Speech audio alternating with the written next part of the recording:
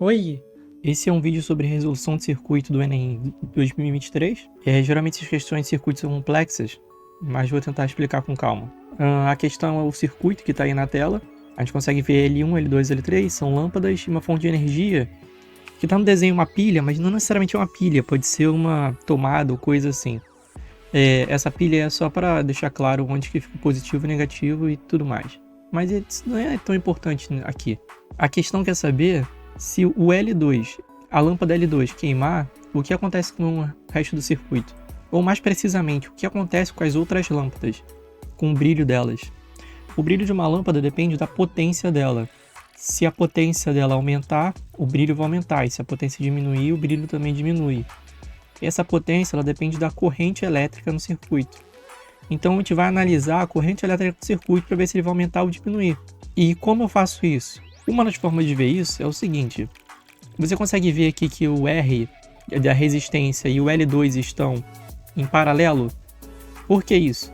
A corrente elétrica ela sai aqui do positivo, passa para L1 e R, depois vem aqui. Quando vai chegar em R e L2, ela passa por um nó aqui, que nós chamamos. A corrente se divide, parte vai para R, parte vai para L2 e depois a corrente se junta no próximo nó. Beleza. Em um circuito, quando equipamentos ou resistores estão em paralelos, quanto mais coisas nós temos em paralelos, maior vai ser a corrente total do circuito. Porque cada aparelho vai puxar sua corrente elétrica. Vou dar um exemplo com o aparelho de casa. Imagina que você tem lá uma tomada, aí você conecta a sua TV, depois você conecta um rádio, você conecta um computador, aí bota o celular para carregar. Cada um desses aparelhos vai pedir uma corrente elétrica. No final, aquele fio que está na tomada ali, atrás da parede, vai estar a soma da corrente elétrica total. Então, cada aparelho que você está colocando em paralelo, cada aparelho que está sendo conectado de forma independente, vamos dizer assim, ele está puxando uma corrente elétrica. Quando você começar a tirar os aparelhos, a corrente elétrica que está total vai diminuindo. Essa é a mesma lógica aqui. Se a gente fosse colocar o resistência R, colocasse um L2, colocasse um L4, um L5, tudo em paralelo, a corrente elétrica total ia aumentar. Essa fonte de energia aqui ia ter que ficar liberando maior corrente elétrica. Agora, se a gente começa a tirar, essa corrente elétrica total diminui.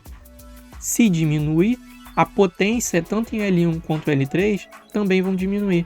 Então, se a gente tivesse aqui L3 e L3 queimasse, a corrente elétrica total do circuito também ia diminuir. E aí o brilho da L1 ia diminuir mais ainda.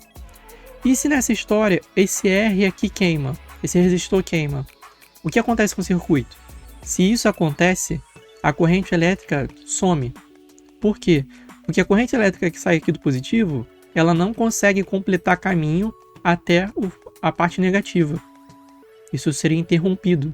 Tanto o L teria queimado quanto o R teria queimado, não teria mais corrente elétrica. E aí o brilho ia a zero, ok? Às vezes visualizar esse tipo de coisa é complicado mesmo. Caso tenha alguma dúvida, deixe um comentário que eu respondo. Falou!